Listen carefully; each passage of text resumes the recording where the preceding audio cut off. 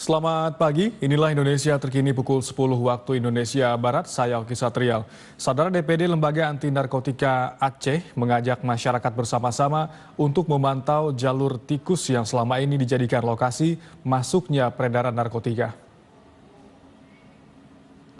Ketua DPD Lembaga Anti Narkotika Aceh, Fahrul Rizal mengungkapkan banyaknya jalur tikus di pesisir pantai yang ada di Aceh menjadi salah satu pintu masuk dari para pengedar narkotika.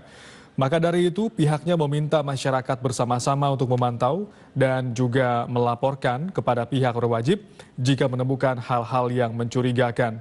Ini dilakukan sebagai langkah untuk meminimalisir tingginya peredaran narkotika di Aceh, khususnya di Aceh Timur.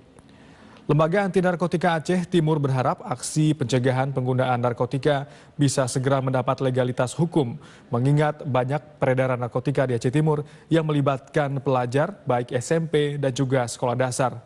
Lembaga Anti Narkotika Aceh Timur mengajak semua masyarakat, terutama orang tua, agar bisa mengontrol pergaulan anak-anak mereka saat bermain di luar rumah.